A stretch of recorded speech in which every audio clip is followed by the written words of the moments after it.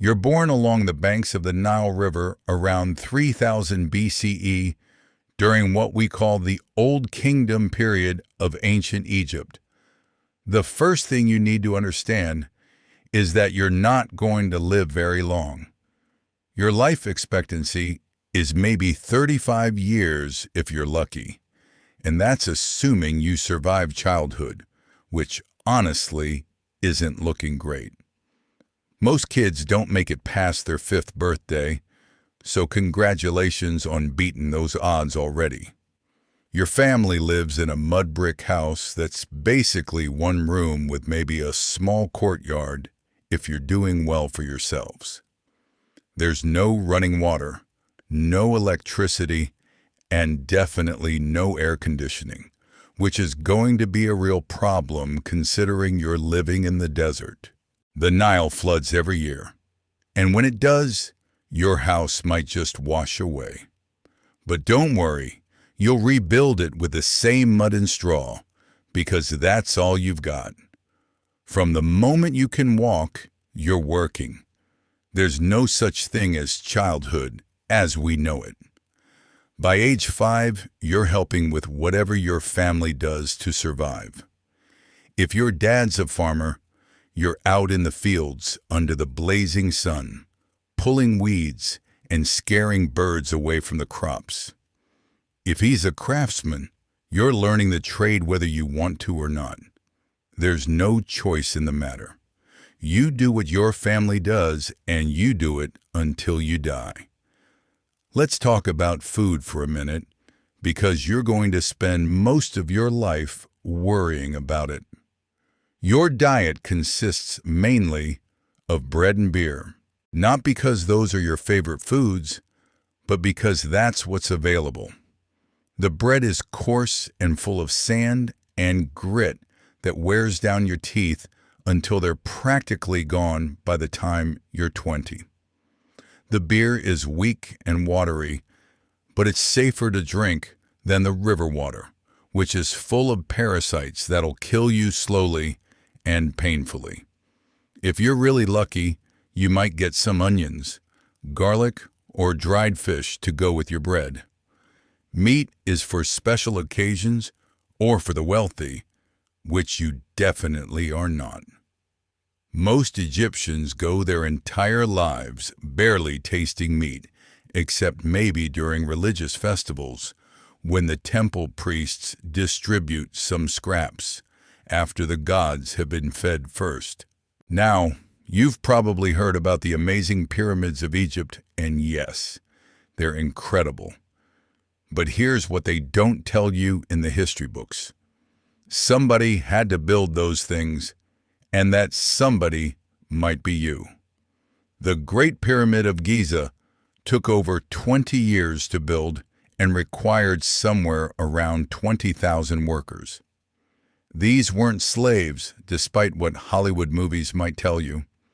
They were regular people like you, working for rations of bread and onions.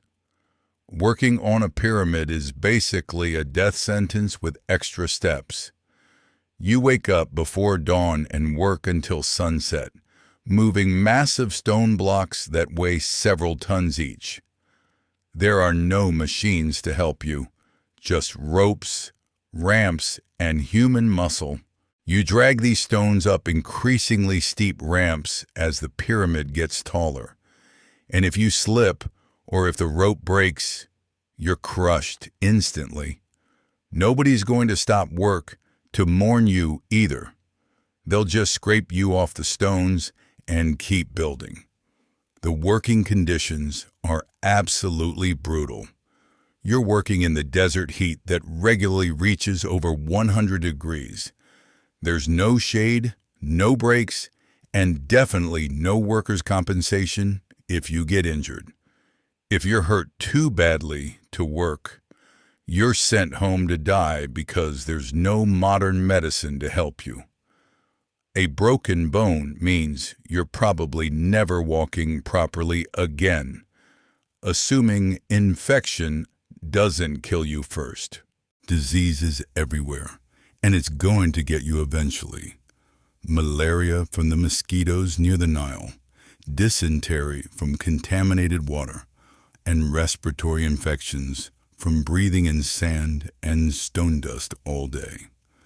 Your body is constantly fighting off illnesses that would be easily treatable today, but back then, they're death sentences. You'll spend your short life sick more often than you're healthy. Let's not forget about the social hierarchy either. Egyptian society is like a pyramid itself, and guess where you are? Right at the bottom, supporting everyone above you. At the top is the pharaoh, who's considered a living god. Below him are the nobles, priests, and officials. Then come the scribes and craftsmen, who are slightly better off than you, but still struggling. Finally, at the very bottom are farmers and laborers, which is probably where you fit in. The pharaoh owns everything, including you. You're not technically a slave, but you're not free either. You can't leave your village without permission. You can't change jobs. You can't even complain too loudly about your situation without risking punishment. The government takes a huge portion of whatever you produce as taxes, leaving you with just barely enough to survive. Speaking of taxes, they're collected in the form of grain, livestock, or labor. If you can't pay your taxes, you might be forced to work on government projects like those pyramids we talked about. There's no appealing the decision, no court system to protect you. The tax collectors show up, take what they want, and if you resist, you're beaten or worse. Your housing situation isn't much better than your work situation. That mud brick house I mentioned earlier, it's probably shared with your extended family, maybe 10 or 12 people crammed into a space the size of a modern bedroom. Privacy doesn't exist. Personal space doesn't exist. The house floods during the annual Nile flooding, and everything you own gets soaked and probably ruined. The roof is flat and made of mud and straw, so it leaks when it rains. The walls are thin, so you hear everything your neighbors are doing, and they hear everything you're doing. There's no insulation, so you're freezing at night and roasting during the day. Your furniture consists of maybe a few stools and some baskets for storage. That's it. Hygiene is a luxury you can't afford. You bathe in the Nile when you can, but that same river is where everyone else bathes, where animals drink, and where human waste ends up. Soap exists, but it's expensive and made from animal fat and ash. Your clothes are simple linen garments that you wear until they fall apart, then patch them up and keep wearing them. Medical care is a mixture of folk remedies, prayer, and guesswork. The Egyptians did make some advances in medicine, but most of that knowledge was reserved for the wealthy and the royal court. For regular people like you, getting sick means hoping your local healer knows something useful, or more likely, praying to the gods and hoping for the best. Dental care doesn't exist at all. That sandy bread you're eating every day grinds your teeth down to nubs. By your 20s, you're probably dealing with constant tooth pain, abscesses, and infections. Many people die from dental infections because there's no way to treat them properly. And through all of this, you're expected to be grateful. The pharaoh is a god, after all, and you're privileged to serve in building his eternal resting place. The priests tell you that your suffering in this life will be rewarded in the afterlife, assuming you can afford the proper burial preparations, which you probably can't. This is just the beginning of what life was really like in ancient Egypt. The monuments are impressive, sure, but they were built on the backs of people whose lives were defined by backbreaking labor, constant hunger, disease, and an early death. The harsh reality is that for every stone in those pyramids, someone paid with blood, sweat, and probably their life. Their life. The religion that dominates your life isn't the peaceful, comforting kind you might imagine. Egyptian religion is complex, demanding, and expensive. There are hundreds of gods to keep happy, and each one has specific requirements. You need amulets, offerings, and rituals just to get through a normal day without offending someone upstairs. The problem is, all of this costs money you don't have. Take mummification, for example. Everyone knows about the elaborate mummy-making process, but that's only for pharaohs and the super wealthy. Your family can't afford the 70-day process, the expensive resins, or the fancy wrappings. When you die, you'll be lucky if your body gets wrapped in some cheap linen and buried in the desert. Most likely, you'll just be thrown in a pit with lime to speed up decomposition. So much for eternal life. The gods themselves are terrifying when you really think about them. Sobek has the head of a crocodile and could devour you at any moment.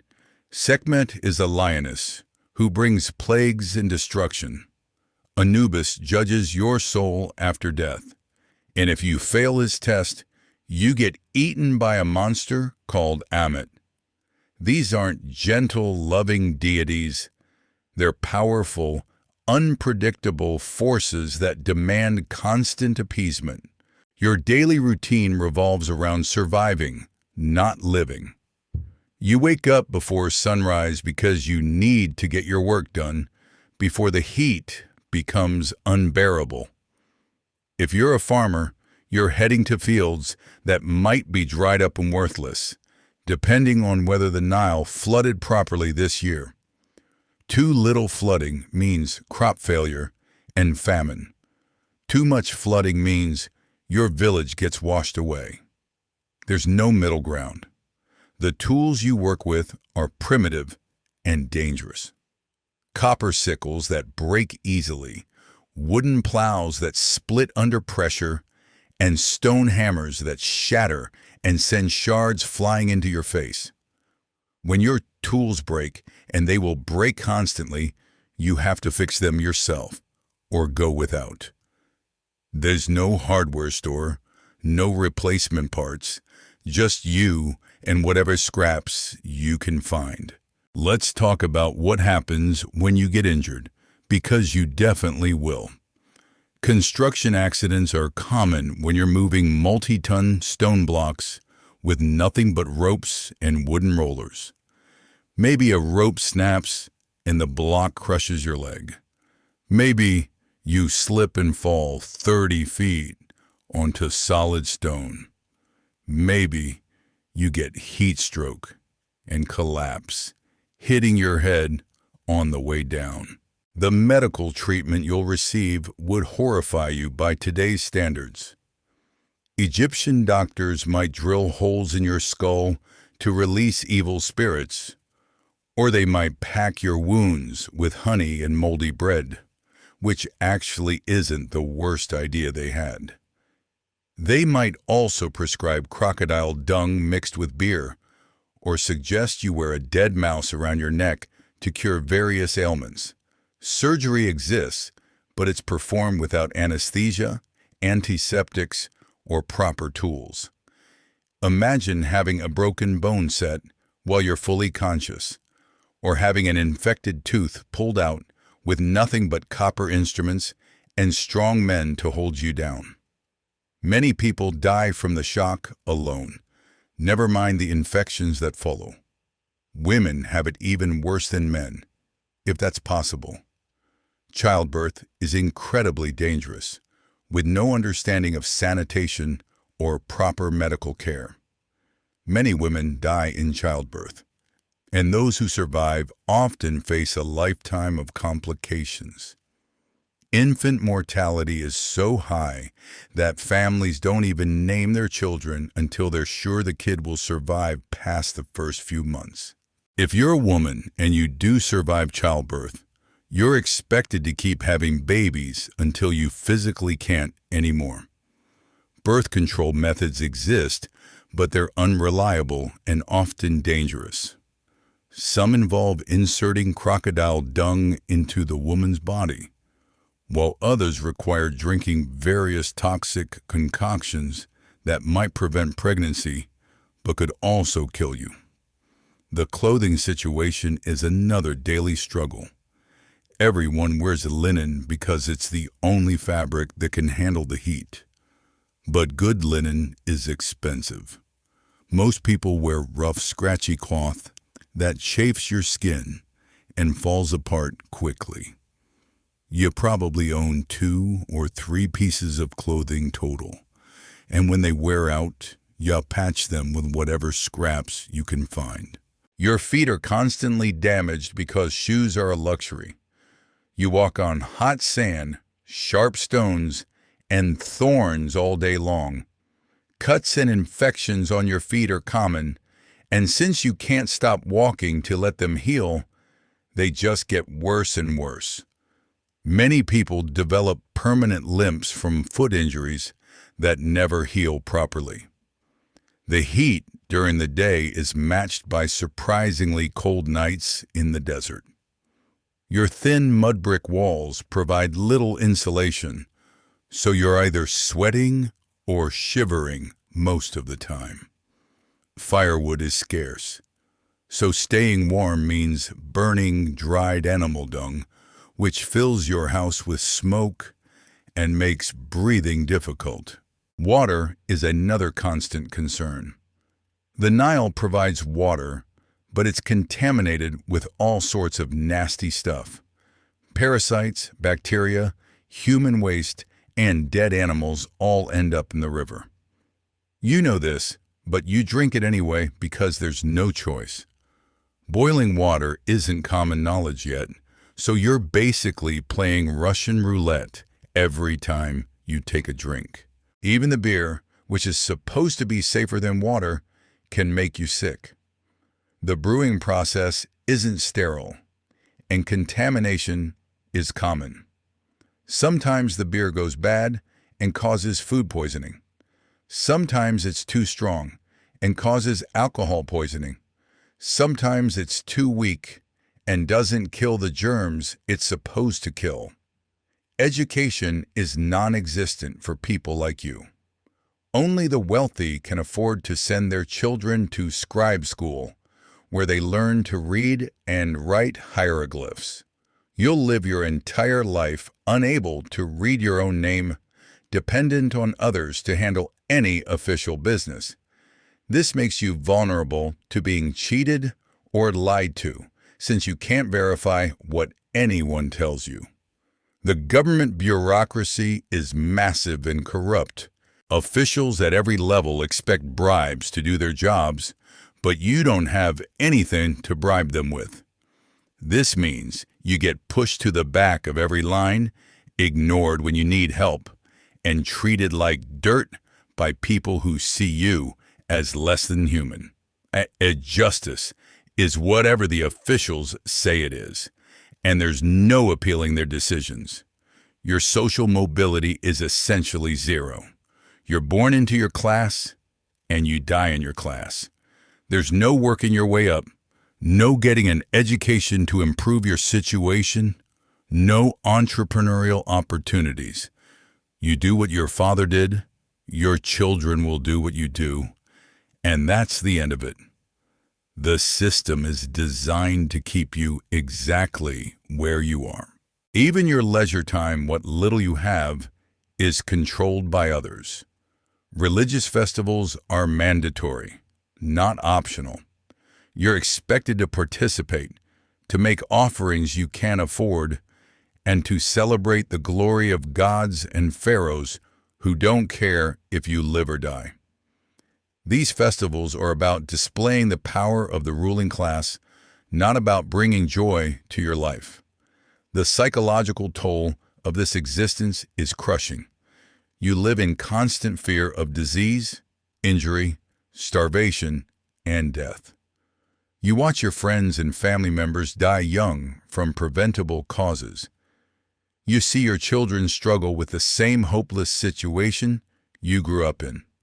There's no therapy, no support system, no hope that things will get better. You just endure until you can't endure anymore. Death comes in many forms when you're living in ancient Egypt, and most of them are incredibly unpleasant. You might die from a scorpion sting while sleeping on your mud floor. You might drown in the Nile during the annual flood, swept away with your house and everything you own. You might succumb to one of the many diseases that constantly ravage the population, spending your final days in agony with no relief in sight. Malaria is particularly brutal. The mosquitoes near the Nile carry it, and once you're infected, you're in for weeks of fever, chills, and delirium. Your family can't do anything but watch you suffer, maybe giving you some herbal remedies that don't work. If you survive, you'll probably have recurring episodes for the rest of your shortened life. If you don't survive, well, at least your suffering is over. Dysentery is another killer that stalks everyone. Contaminated water and food cause violent diarrhea and vomiting that quickly dehydrates you. Without modern medical intervention, you literally waste away to nothing. Your family watches helplessly as you become a skeleton covered in skin, too weak to even lift your head. It's a horrible way to go, and it happens to thousands of people every year. The work never stops, even when you're sick or injured. There's no such thing as sick leave or disability benefits. If you can't work, you don't eat, and neither does your family. So you drag yourself out of bed even when you're burning with fever, even when your injured back screams in agony with every movement, even when you can barely stand upright. Stopping means starving, so you don't stop. Your children face the same grim future you did. They start working as soon as they can walk, their small hands bleeding from handling rough tools and materials. They develop the same respiratory problems from breathing stone dust and sand. They suffer the same malnutrition from eating nothing but bread and onions day after day. By the time they're teenagers, they already look like old people, bent and weathered from years of hard labor. The pyramid construction sites are massive graveyards disguised as monuments. Workers die from heat exhaustion, crushing injuries, and falls on a daily basis. The overseers don't even bother keeping accurate records of the dead because there are so many. Your body might end up buried in a mass grave near the construction site, or it might just be left where it fell until someone has time to drag it away. The ramps used to move stones up the pyramid get steeper and more dangerous as the structure grows taller. What starts as a manageable incline becomes a death trap where one misstep sends you tumbling down hundreds of feet. The wooden rollers used to move the stones splinter and break, sending sharp fragments flying through the air. The ropes fray and snap without warning, usually when they're under the most tension. Working conditions get worse as deadlines approach. The pharaoh wants his eternal resting place finished on schedule, which means longer hours, fewer breaks, and more pressure on everyone involved. Overseers beat workers who move too slowly or take unauthorized rest breaks. Food rations get cut to save money. leaving you even more malnourished and weak than usual. The stone itself is your enemy. Limestone blocks weigh several tons each, and moving them requires perfect coordination between dozens of workers. One person stumbling or losing their grip can cause a catastrophic accident that kills or maims multiple people. The stones have sharp edges that slice through skin and muscle like knives. Fingers and hands get crushed regularly when stones shift unexpectedly. Even when you're not actively moving stones, the construction site is dangerous. Scaffolding collapses without warning. Tools fall from great heights and brain whoever's unlucky enough to be underneath. The constant noise from chiseling and hammering damages your hearing permanently. Your joints deteriorate from the repetitive motions required by the work.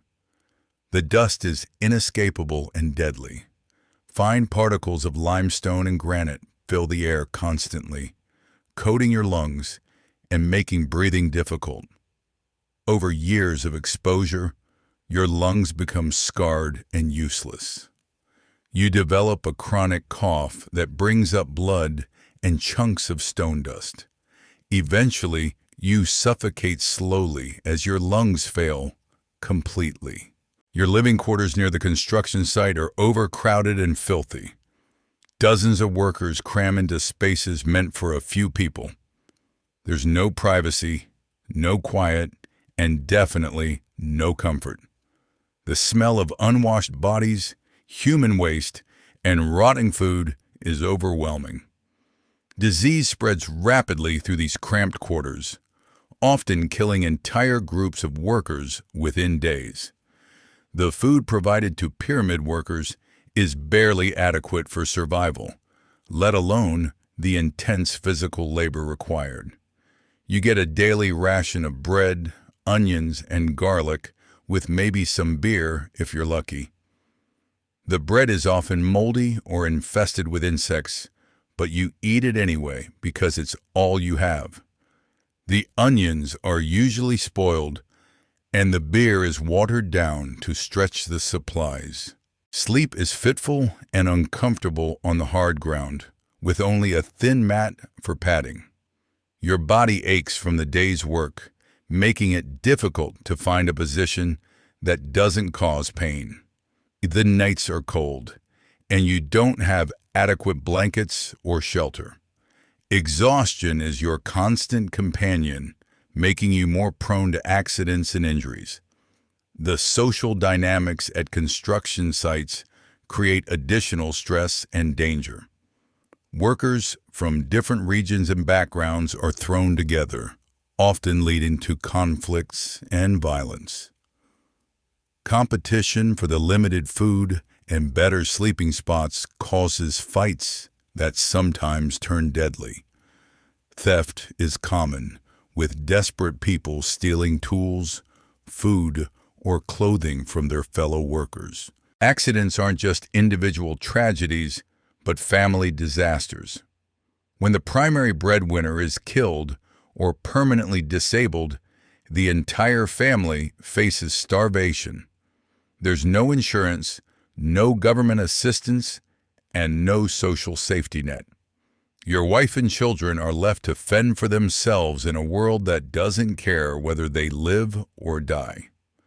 The psychological trauma of working on these projects is immense but completely ignored. You watch friends and coworkers die horrible deaths regularly. You live in constant fear of being the next victim of an accident or cave-in. The stress of knowing that any day could be your last takes a tremendous toll on your mental health. But there's no concept of treating psychological wounds. Religious ceremonies at construction sites often involve sacrifices, and not just animal ones. Workers who commit serious infractions might find themselves selected for ritual execution. The gods require blood to ensure the pyramid's success, and human blood is considered the most valuable offering. Your life has so little value that it can be traded away to appease supernatural forces. The completion of a pyramid doesn't bring relief, but unemployment. Thousands of workers suddenly find themselves without jobs or purpose.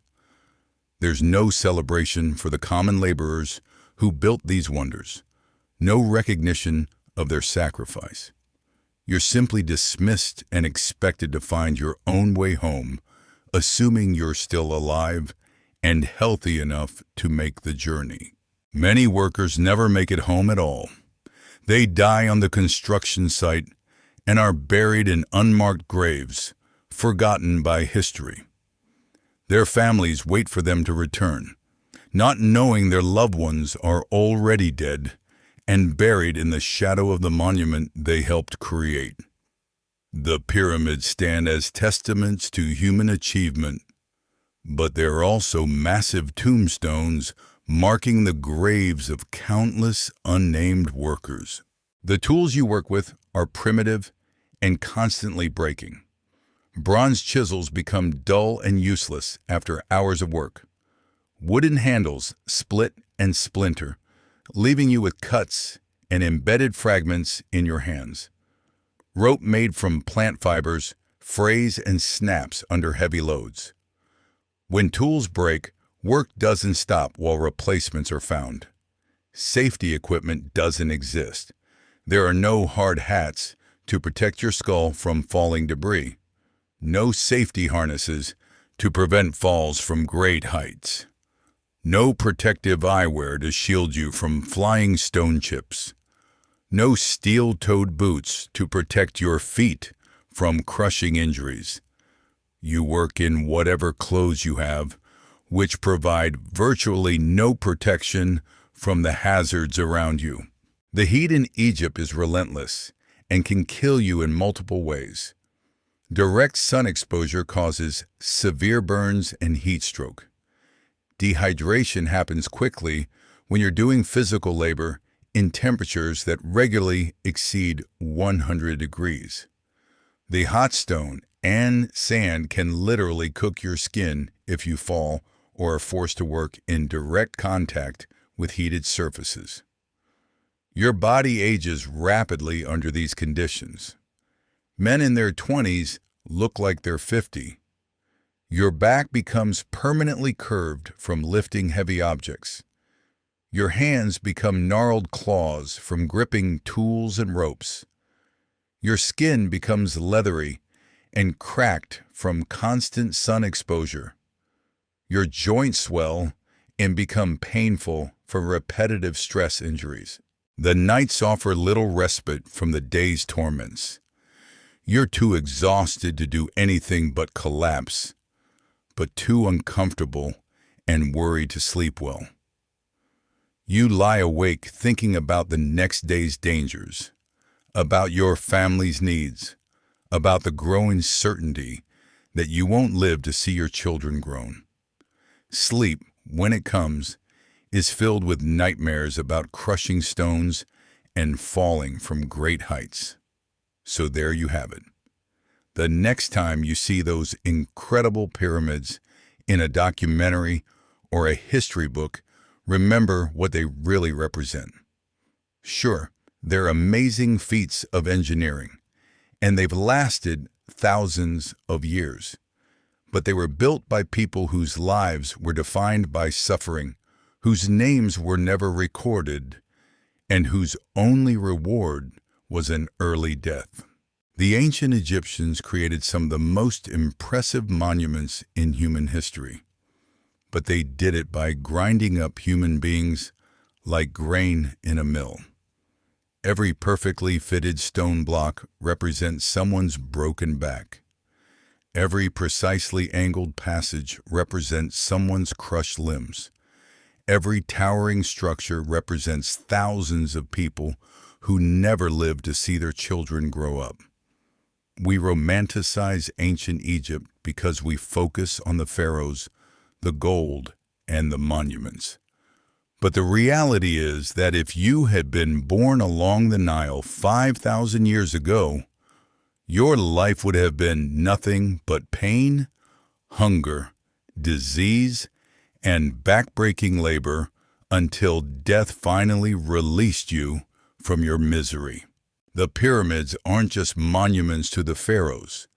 They're tombstones for an entire civilization of forgotten people who paid for those monuments with their blood.